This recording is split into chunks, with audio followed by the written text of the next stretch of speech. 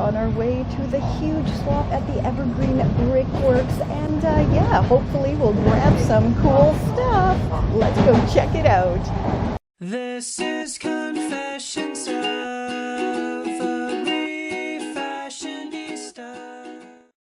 The Evergreen Brickworks swap in Toronto happens twice a year, and it is huge and fabulous and wonderful, and they have everything from clothing for the whole family, accessories, shoes, home decor, kitchenware, toys, books, games, you name it, electronics, you name it, it is there. It is fabulous, and it's all swappable. So let's take a peek at exactly what groovy new fashions I scored at the swap.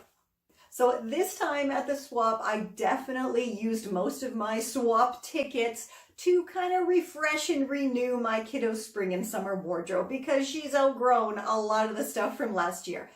I did, of course, manage to score myself some rather groovy items as well. So, yeah, let's get started with these fabulous fur boots. I mean, come on.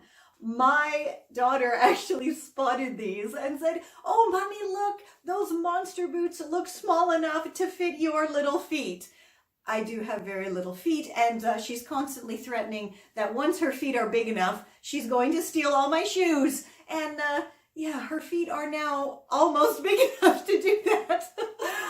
Anyway, so it wasn't until I got these home that I kind of realized these are Maschino boots. Now, I'm not at all a brand follower, and I kind of actually turned my nose up at designer things because I think, you know, what's the difference? They're pretty much everything nowadays is made unethically and unsustainably in some way, shape, or form, and there's no need for designers to be charging ridiculous prices for things that are pretty much made similar to unethical fast fashion. Anyway, aside from that, these fab fur boots fit me perfectly, and regardless of the label inside, I think they are awesome.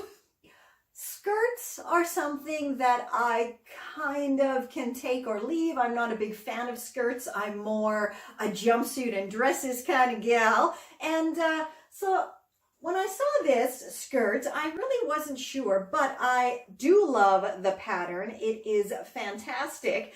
And then when I saw this groovy belt on the accessories table, I kind of figured they were made for each other. Plus, this skirt has fantastically, if I can get my hand in, fantastically deep pockets, which is always a plus, especially for women's clothing that are usually lacking pockets. And then I spotted this adorable Planet t-shirt and thought, you know what, I betcha that would be a pretty cool pattern mix. And it is!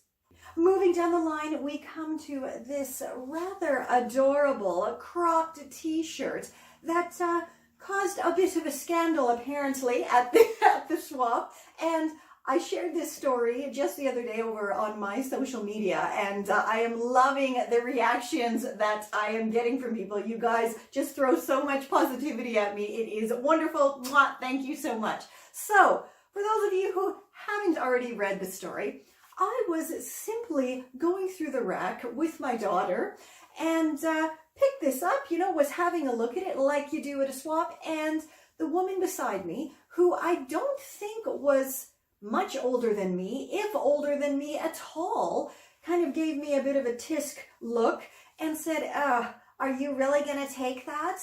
And when I gave her a puzzled expression, she proceeded to let me know that, don't you think that that is giving the wrong message to your daughter?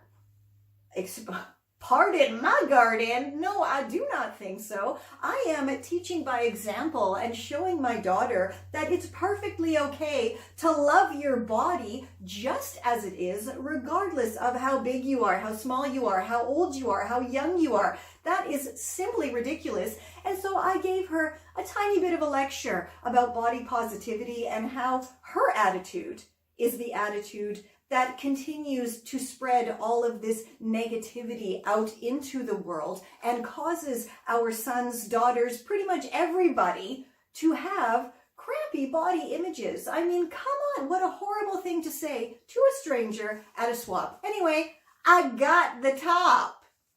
Now, unfortunately, at this clothing swap, there really wasn't anything vintage, and it was kind of a lot of more modern, fast fashion-y type of stuff. But you know what? It's better than having it all end up in the landfill. And when I saw this next top, I really wasn't sure about it, but then I thought, you know what? It feels super soft, it looks super comfy, and it will be perfect for bumming around the house or lounging about or just simply a PJs. So I picked it up. And I do think the sentiment on it is pretty darn accurate.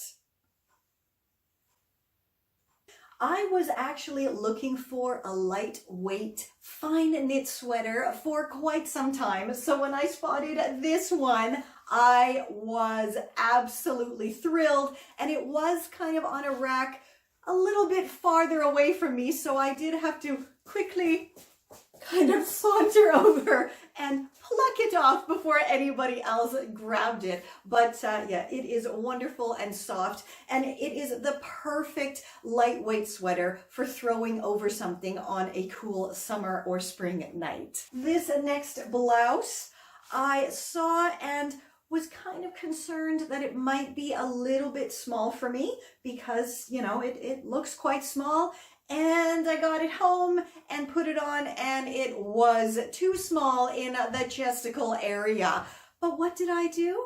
Haha, clever refashionista that I am, I simply, and oh so carefully, grabbed my seam ripper and took the seams out from the 4 pleats that were here, and now it fits perfectly. I will put the link to the tutorial down below and also in the video, and yeah, you guys can pop over to the full tutorial and see just how easy it is to upsize a pleated blouse. I am always on the hunt for high-waisted trousers. This is something that I couldn't stand back in the 90s, and now I absolutely adore a good high-waisted jean or trouser. So when I saw these, I mean, for sure, I absolutely had to grab them because they are very high-waisted. The only thing I'm not too thrilled about are these faux pocket flaps. Like, what is the deal with this? I'm pretty sure I'm going to be removing those because that is just bizarre. I mean, who wants just these kind of flaps flapping about on your midsection? So sometimes when you're thrifting or at the charity shop or at a clothing swap, do you ever end up bringing an item home because you feel sorry for it? Sadly, I often do. And such was the case with this dress. It was on a table, and I kept walking past this table and noticing that people were just kind of shifting it over to the side and no one was taking it home. And so I really felt sorry for it, and I popped it in my bag. And, you know, I'm positive I can refashion it. And I do understand why people weren't taking it. I mean, it's got some stains on it. It's like a tie neck, kind of see-through white dress. And yeah, but I do see the potential in this, and I will make something awesome out of it. And yeah, so this is my this is my I feel sorry for it swap score.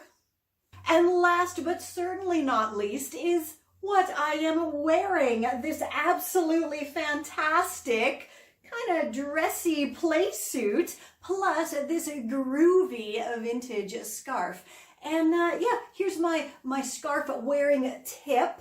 If you don't want to have it actually tied in knots around your neck, just simply use a ring. And yeah, put it around your neck, twist it up a bit so it's kind of easier to get it through the ring. This is my, you know, chic flight attendant look. And yeah, pop that ring over the ends of the scarf and straighten it out. And now you have a very comfortable and chic scarf to wear that transforms you into a glamorous 1950s flight attendant.